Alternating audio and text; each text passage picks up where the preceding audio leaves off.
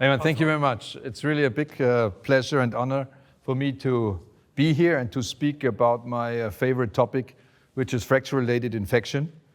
And we already heard a lot, and I'm sorry that I will have to repeat some things because the previous talks gave all the principles and all the major aspects of it already.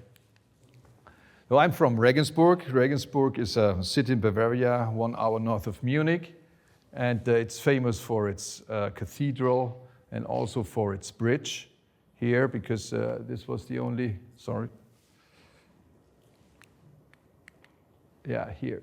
You can see that's Regensburg, and we have 3 different rivers. The one of you who is a little familiar with German knows that Regen means rain. But our city is not named because it rains so much. It's named due to one of the rivers, which is called the River Regen. And it was already colonized by the Romans, and therefore it's a very old city. And we still have some remnants of the Roman Empire in our city center.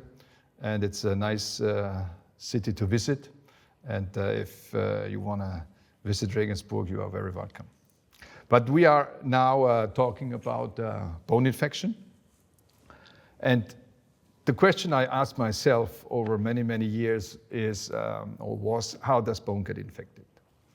And we were working on this topic together with the AO Research Institute in Davos, where we looked at different animal models, particularly to see the early start and the early beginning of bone infection. We used mouse and rat models with a plate infection that we contaminated with Staph aureus. And as I said, we were interested at the very early phase of the infection after 4 and 14 days. And what we found was quite immense, I think, because after 4 days, we could already see how the colonies of the bacteria here with this blue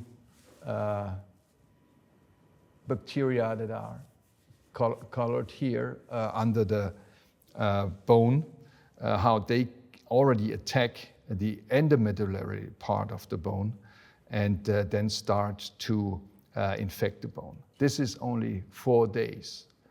And only 10 days later, we have this situation where you can see how the bacteria are then here destroying the bone. They are leading to what we call the sequestrus, because here you see that the bone is lysed and is destroyed, and all this is bacteria. This is the blue colonies of the bacteria that are destroying the bone. And here, even more important, you see that the entire cortical bone is infected by the bacteria and is then leading to lysis of the bone. And here, under the plate, you see that this is the plate. This is the cortical bone. And you see how the bacteria hide in the interface, under the plate and the bone.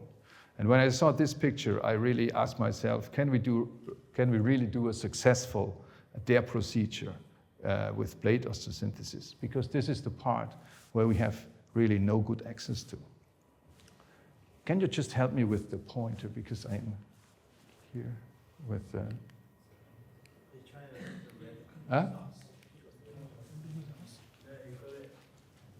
because there's always this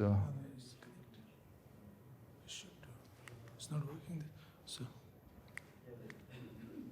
I think now it's better. Okay, so what is the other important factor of bone infection? We heard about this already. This is the biofilm formation.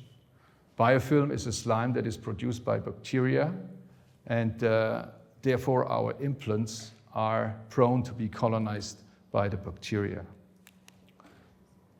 And this is experiments from 60 or 70 years ago where people looked at the amount of bacteria that is needed in order to create an infection. If you don't have a foreign body, you need 1 million staphylococci to create an infection. If you just use one small part of a silk suture that you put into the wound, then you do not need 1 million of bacteria, you only need 100 bacteria. So this is a dramatically reduced amount of bacteria that is needed to create an infection. In those days, the experimental work was done on medical students. So this is work on human subjects. And yeah, we know that this cannot be done anymore, fortunately. So this is then the pathophysiology of the infection. You do a contamination of your surgical wound. And in any operation, you do get contamination of the wound because we cannot do sterile procedures. The bacteria get into the wound, they adhere to the surface of the implant, they colonize the surface, and then they form the biofilm. But what else does happen with the bacteria and the bone? This is also from some lab investigation that I did. This is an osteoblast cell culture. And we put just the osteoblast, which is the blue cells, together with the bacteria. And only after a few hours, you can see that the bacteria are localized in the cells. So they are invading the cells. They are going through the cell here and invade the cell and are then to be considered to be intracellular pathogens. This can also be nicely visualized by further investigations with this microfluorescence assays. You see those red dots are the bacteria. This is the cell, and this is just after contamination of the cell culture with the red dotted bacteria. When you see after a few hours that the red dots are then in the cell. This is the osteoblast, this is the Staph aureus, and this is the nucleus. So Staph aureus is to be considered to be an intracellular pathogen.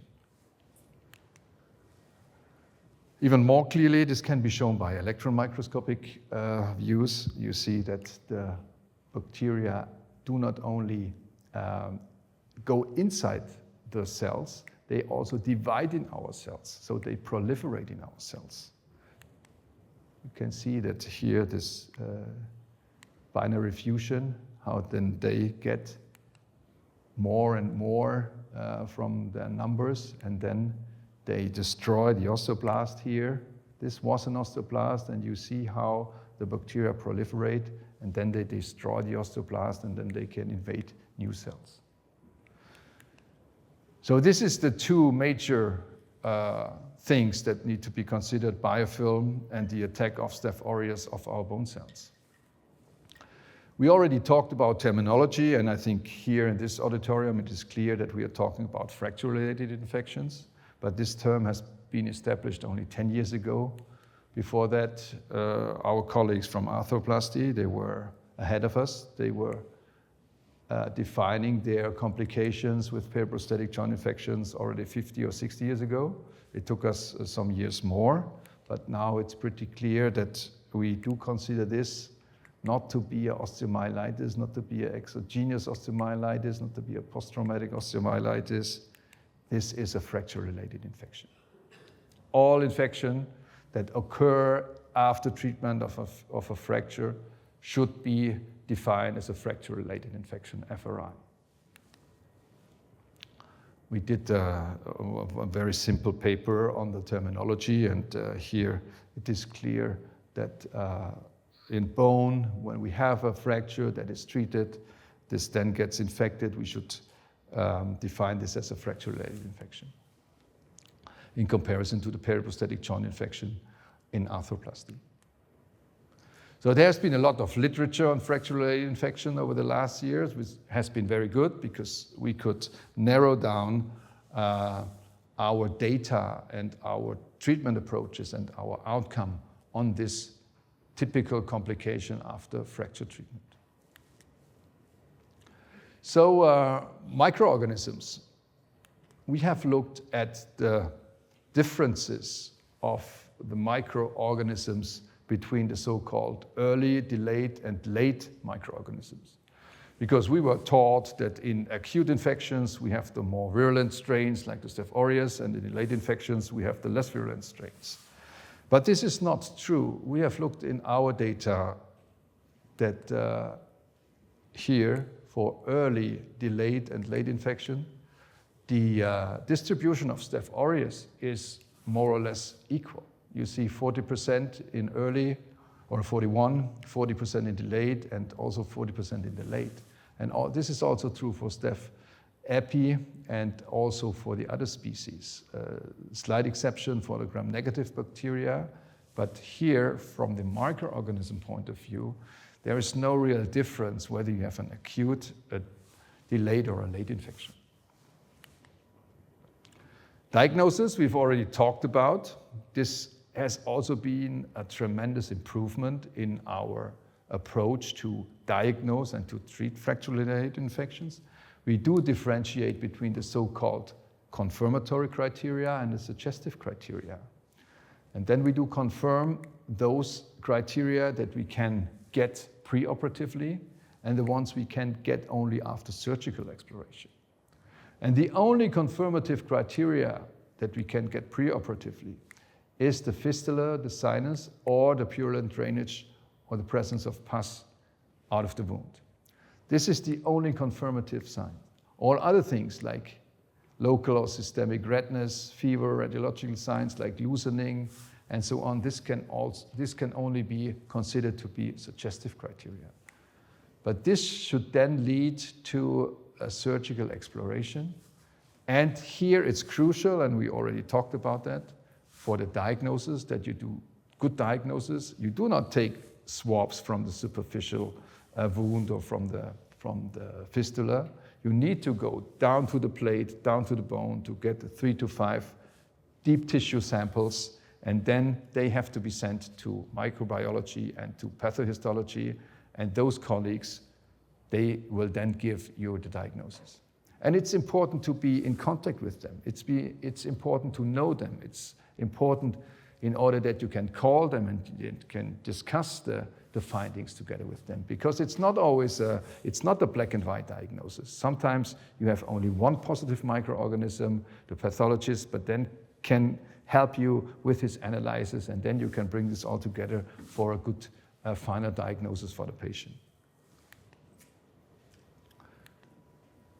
So once again, the confirmatory signs, the confirmatory signs from microbiology, when you have then done your proper sampling, is that you need to have 2 identical microbiological findings from microbiology out of your 3 to 5 samples. This is then considered to be a confirmative sign. The other confirmative sign is given from histopathology, either they can really identify the microorganisms in microscopy, or they can count the multinuclear cells in the high power fields, and then can give you the diagnosis with this analysis. All other tests or other signs can only be considered to be suggestive.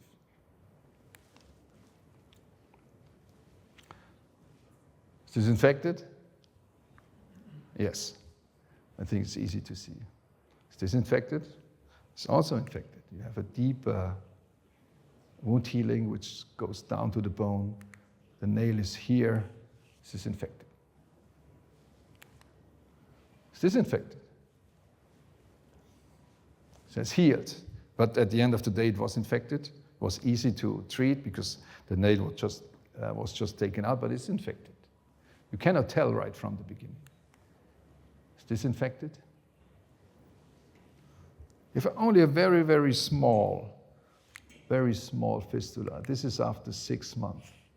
Yeah, but if it's just so small, this is what can be buried under that.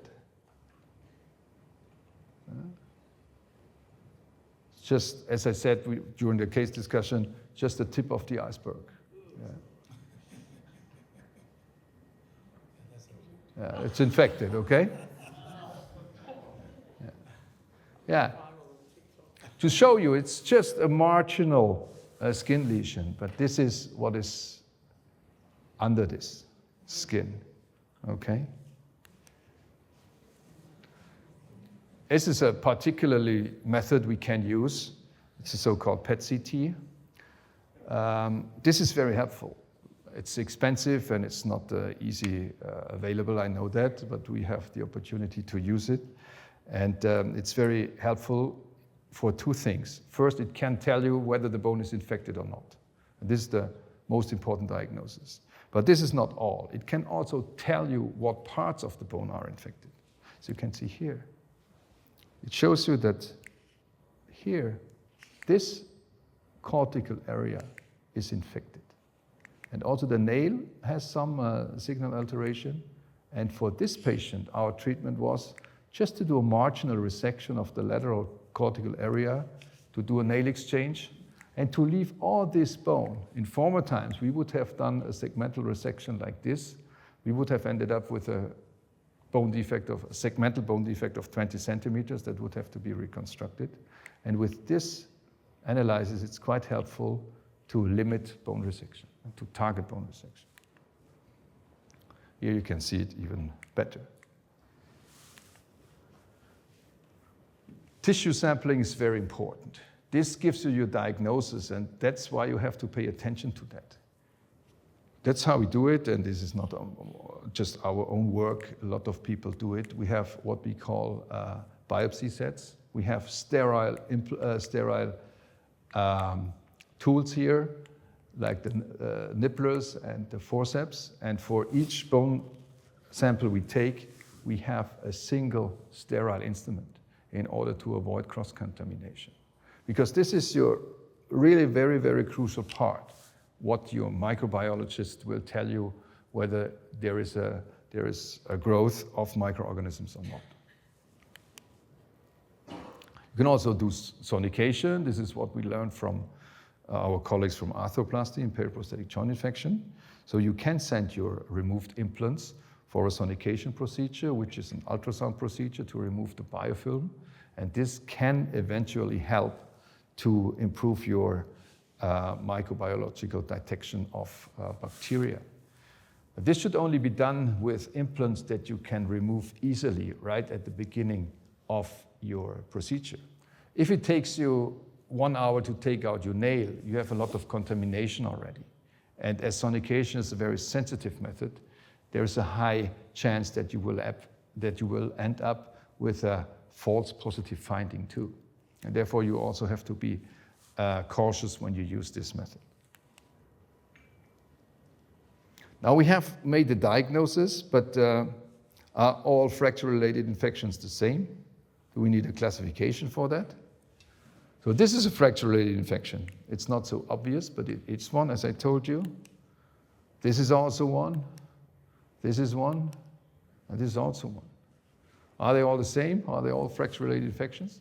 Yes, they are FRIs, but they are very, very different. And that's why we thought that it's important to do a classification on that, because classification is needed in order to compare outcome, in order to guide treatment, and also to give a good prognosis for the case and for the patient. That's why we spent a lot of time with different colleagues to work on such a classification. We agreed that we should limit ourselves to 3 key parameters. And the first parameter, I think this is quite obvious, should be the bone and the fracture itself. So this was our first key factor, the fracture situation, the bone. Can be like this, can be like this, can be like this, or it can be like this. The next one is the patient. If you have a patient like this, you can do a lot with this patient. Healthy, got good vascularization, and you can do a lot of surgery with that patient. This patient is already different. It's also different. And this one is also different. So this is also important, that you do not only look at your X-ray, you need to look at your patient. And the other thing is, what other major factors do we have? And that's the patient-related factors, as I showed you. We know that diabetes, obesity, and so on, heart failure, are important factors that influence the outcome. But the other thing, and this makes a big change for us compared to our arthroplasty colleagues with periprosthetic joint infections, for fracture-related infections, particularly at the lower extremity, the soft tissue situation is really crucial. And this is something that we really need to look at. And that's why we took the soft tissue into the classification. Your soft tissues can look like this, no problem. They can look like this, major problem. They can look like this, even worse. Or they can look like this. So this is why you have to consider your soft tissues. And these were our 3 major factors that we identified: fracture, related patient factors, and the impairment of soft tissue. And just by accident, if you take the first letters of all this complication, which is the F, the R, and the I, it's the FRI classification of the fracture-related infections.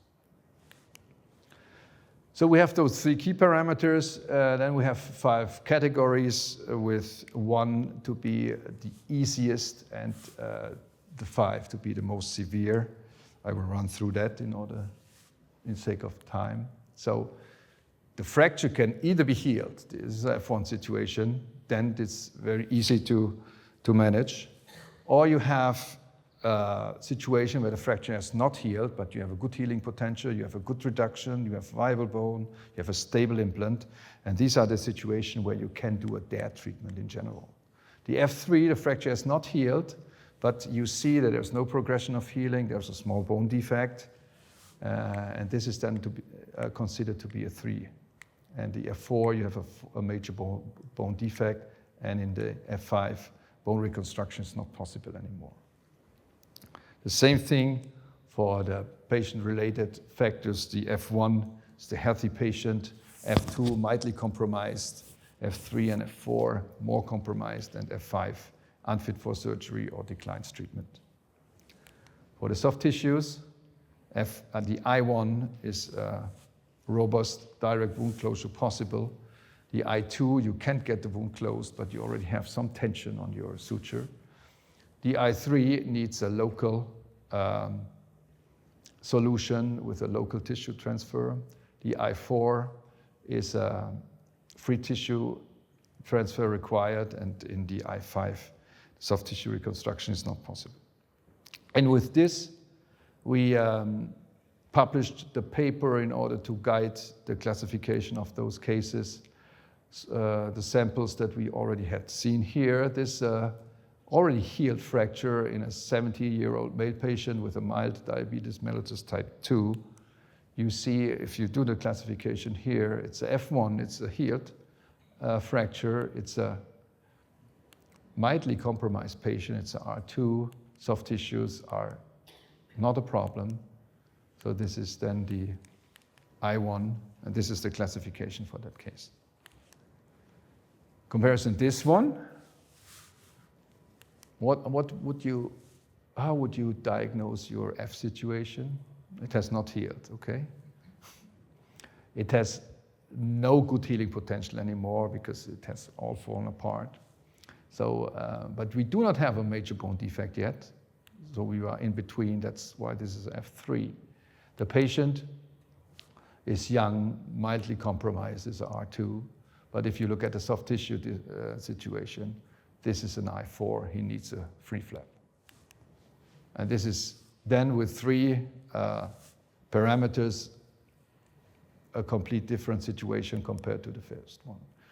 Third example, this patient after proximal femoral nailing, you see that the nail itself is not a problem, it's a F2, but the problem is this, his comorbidities. You see here, he had CPR and further severe affections of his general status, and he also declines treatment. Therefore, this is an R5 patient, and soft tissues here is an I1, but with a R5, you know that there is no surgical treatment anymore for this patient. Okay, Now treatment, once you have classified your patient, how do you treat it? And this was already shown and discussed before. We have 2 or 3 major goals for the treatment of FRI. We need to control the infection, we need to get the bone healed, and we need to get the patient to a good outcome. This was also discussed before. I'm really a fan of the multidisciplinary treatment approach. This is our setting. We meet once a week on a Tuesday afternoon. We discuss the complex cases with different subdisciplines from surgery, but also from the diagnostical part, microbiology, pathology, and also radiology. And a major input is given from infectious disease on the antibiotic treatment. We do the case analysis discussion, and then we do the treatment plan, and we also re-evaluate cases, and this is how we do it. And these were the results of our... We can ignore it. Can we? End of my talk. We will posterity father.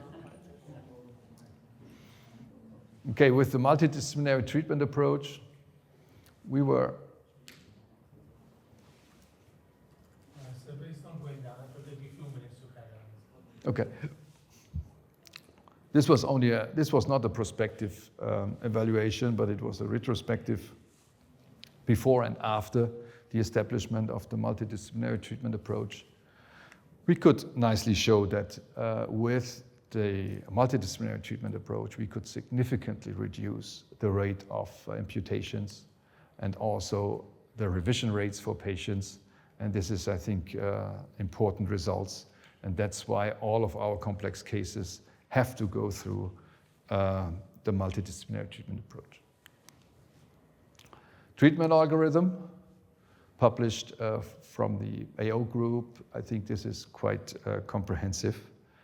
If you have a fracture that is healed, your treatment is relatively easy. You remove your implant and you do an eradication with antibiotic treatment. But in most cases, the fracture is not healed. Then you have to ask yourself, can you do a limited surgical approach with implant retention?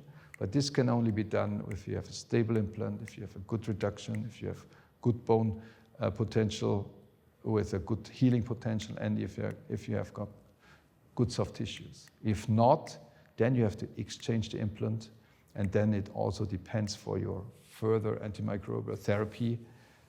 Can you do an eradication with your antibiotic therapy, or can you only do a suppression? These are the surgical hallmarks of it. You need to resect the necrotic. That's why I like your talk so much. You don't have to resect all the infected bone. You have to resect the necrotic bone, because the necrotic bone will never heal. It will continue to make problems, and you have to resect the necrotic bone. Then you have to do your antibiotic treatment systemically, but also locally. I'm also in favor of local antibiotic therapy. We already talked about stability, and this is your part as a surgeon. We can discuss a lot about multidisciplinary approaches, but stability, this is our responsibility. This is our responsibility in the OR. We have to take care of the stability of the bone. If you have a significant bone defect, you need to do a dead space management, however you do it. And if necessary, you should not be afraid to call your colleagues from plastic surgery. On the contrary, we need the help with free flaps in order to control those severe soft tissue defects. Why antibiotics? We talked about that. We need high doses of antibiotics. And this is from an experimental work I did. We see the biofilm not only on the implant, we also see the biofilm in the bone itself. So you can see here, this is in the bone. You see the bacteria can also form biofilm in the bone. But it's particularly the foreign bodies that they like for bone formation, for biofilm formation. These are the concentrations that we need to eradicate a biofilm with antibiotics, and these concentrations are incredibly high, and we cannot achieve those high antibiotic concentrations with systemic antibiotic therapy. Local antibiotic prophylaxis for open limb fractures, there's good evidence on that. With this review from Mario Morgenstern, he showed that with the use of local antibiotics, the rate of fracture-related infections after open fractures can significantly be reduced. There is not so much literature for controlled trials for the use of fracture-related infections. But we heard about the new trials, the OVIVA and also the Solario trial. They also really do favor local antibiotic treatment.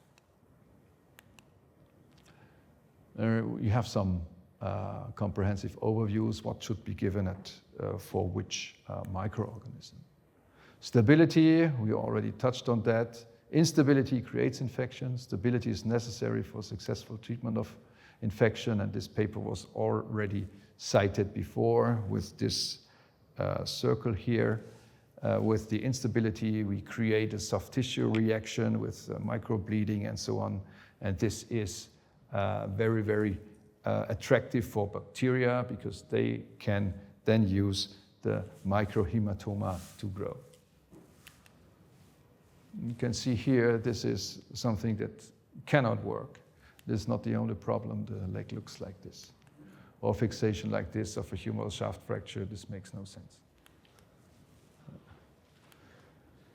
So your dead space management and bone reconstruction, there are different approaches. You get a one-stage approach, bone transport or defect filling, or the two-stage approach with masculate technique. There are different regions in the world with preferences to the one-stage or the two-stage approach. This depends on certain factors like the size of the defect, the type of bone, the localization, and particularly of your experience. You should be really familiar with what you are doing, and there is no black and white that you should only do muscle or that you should not do muscle, that you should do circular frames. This is not a black and white decision. This should really be based on your personal experience, on your education, on your training, and on the patient factors. If necessary, soft tissue reconstruction, we already talked about VAC. I think this is a very, very important topic because VAC is so easy, also something that is often be given to the young registrars because it's so easy to take the VAC down and to put the new VAC up. And this is very, very problematic because this is not giving the patient the right direction. If you have a soft tissue defect, the soft tissue defect needs to be closed, and the sooner the better. If the patient goes for 10 VAC operations, it is clear with each operation there will be new bacteria in the wound. A colleague of mine said once, a VAC is like the Hotel California. The bacteria can only check in, but they can never check out. You can do it, as we discussed before, when you do an emergency debridement and your soft tissue is really very big, and nobody from us has a plastic surgeon that steps in a minute later and does a free flap. That's not possible. Then you can do a VAC, and you can do a VAC even for the second operation, but not for a third or a fourth or a fifth one. You should give the patient a good treatment plan. And it has been nicely shown that the longer you use the VAC, the higher the risk of recurrence for your patient. This is very, very intuitive, I think. You can see here, the longer the VAC, the higher the percentage of recurrence of infection. And so this is something that we really need to keep in mind when we treat our patients with soft tissue defects. And if you don't have your own plastic surgery unit, you need to transfer the patient.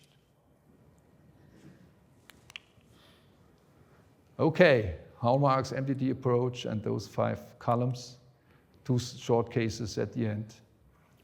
This is a very simple standard case. We do a lot of nailing for tibial fractures. This is 10 days after a type 2 open fib fracture that was nailed. The pus is running out here, out of the wound. What would you do?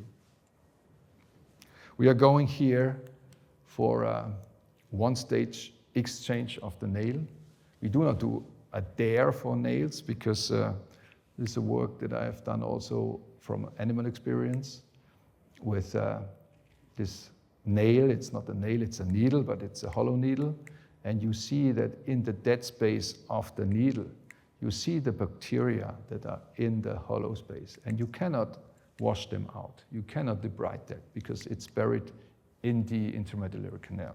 That's why we always do a one-stage exchange nailing, even if it's a periarticular fracture here, where the reduction should be maintained. What you can do is, before you remove the nail, you secure your fixation with a small plate, then you take the infected nail out, you take the new nail in, and then you remove the plate. You have no loss of reduction, and you have a new plate, a new nail.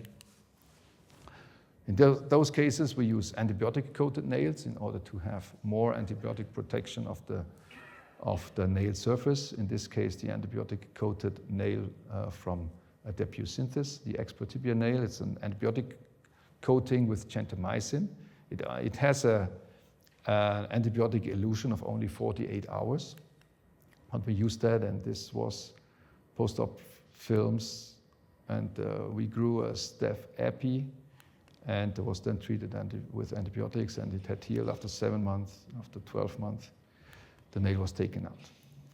Case 2, 18-year-old lady that was transferred after a motorcycle accident with this severe soft tissue lesion and the open knee joint for several weeks. Also open femur fracture. A major problem was the major soft tissue defect that needed latissimus dorsi free flap, but also the knee situation was quite complex because you can see here the patient had a complete loss of her extensor mechanism.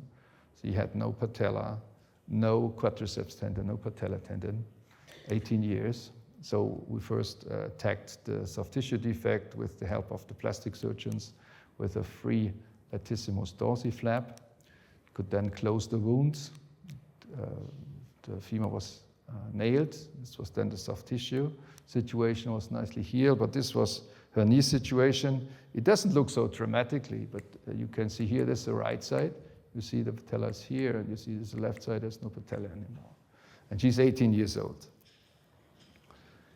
So in this case, what we did here, we took an allograft with the entire extensor mechanism, with the patella, with the quadriceps tendon and the patella tendon fixed to a bony part of the tuberositas.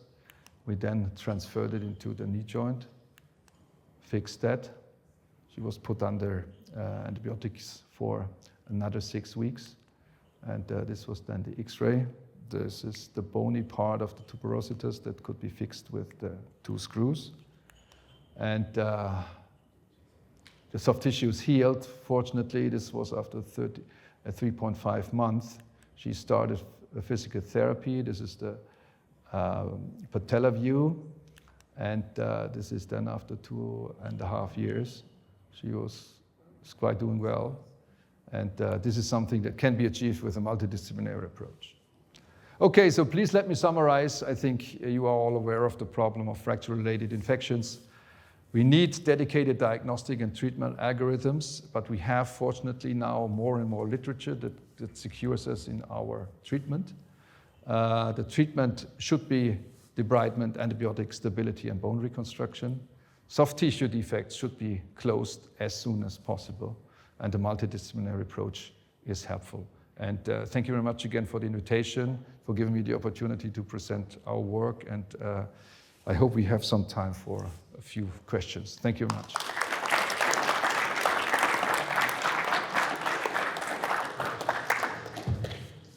Any questions?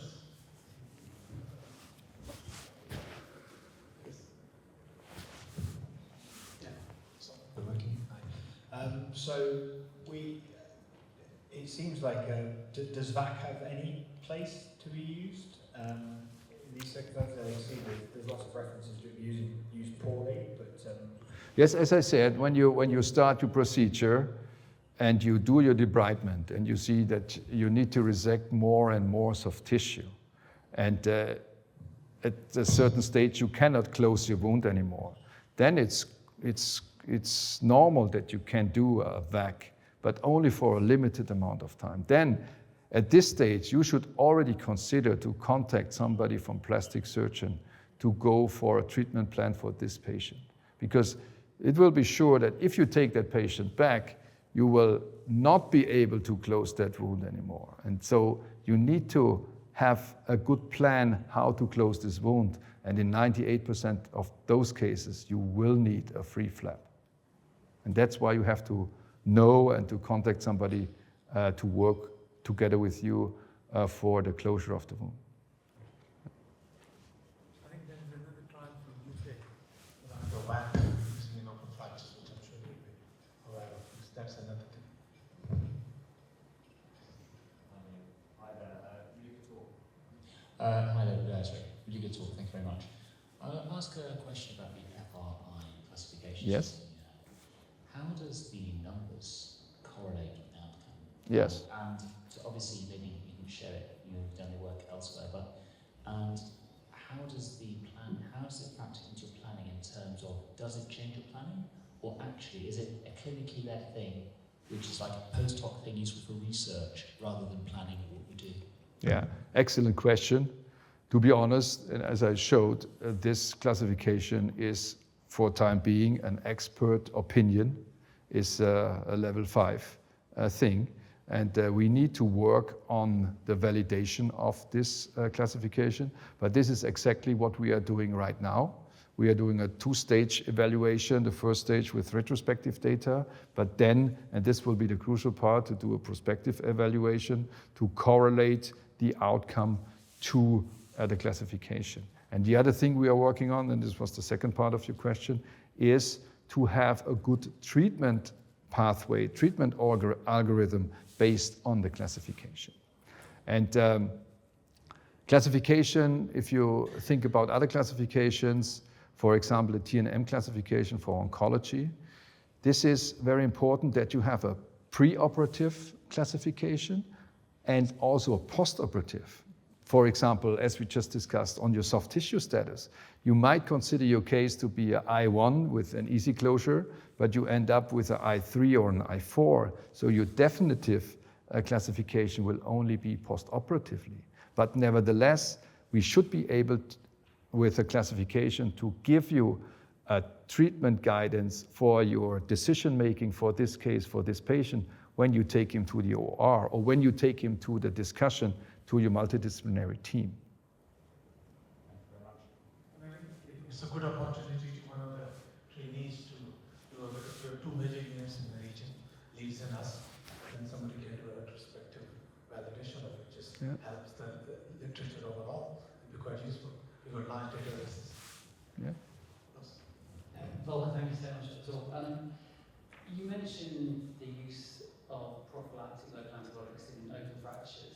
Is that something that you're doing over in your country? Because I get the impression that the British Orthopedic Association is not keen on that from conversations I've had. We are still doing that. We are mainly using now collagen sponges with gentamicin. To be honest, for this product, we do not have very good evidence. There was a huge initiative in the United States to look at the effect of vancomycin powder that is put on plate osteosynthesis for complex proximal and distal tibia fractures, plate osteosynthesis.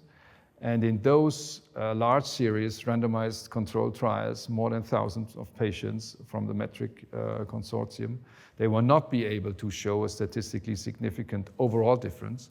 What they could show is with the vancomycin, they could significantly reduce the number of infections with gram-positive bacteria. But they had still the same or a little more infections with gram-negatives, and therefore the overall infection rate was not significantly different. So, but I do believe in those local things, and we also work on the antimicrobial coated implants. I do believe that we have the opportunity to strengthen and improve our local environments. And here, antibiotics and all other things we can bring into the wound, in revised wounds, that's beneficial for the patient. One of my concerns with the leading with that question is that number one is the bacterial resistance, and also we are only covering a certain, whatever we use, only covering a certain bacteria. Otherwise, or we are start using a broad spectrum one, which is even becomes more complicated. But principally about the bacterial resistance is one of the issues. Yes. I had the same problem with this overboarding use of vancomycin, but people from infectious disease, they told me it's not a problem. When we use it locally, it will be only be considered for the microbiome of your organism in the wound. It will not go systemically, and therefore the risk of resistance development is not very high. But this is something that I have learned from infectious disease specialists, that I do believe, or that I have to believe. But in general, I think local antibiotic treatment is helpful. Whether or not it has to be vancomycin is a different question. I'm sorry to ask two questions. Yeah. I have a question also about the PET-CT. Yes? So at what stage post injury or post friction was that? Because normally you wouldn't really use that here until you're at least a year or so down the line when all the bioactivities actually subsided. And so how does that factor into how you do it? So in general, it's a very sensitive method, and we only consider it for patient 6 months after last procedure. So it's not indicated for acute infections. It's only indicated for chronic cases. But as I said, for chronic cases, it's quite helpful because it can show you the amount of affected and necrotic bone. Any other questions? That's lovely. Thank you so much. Thank you. Thank you very much.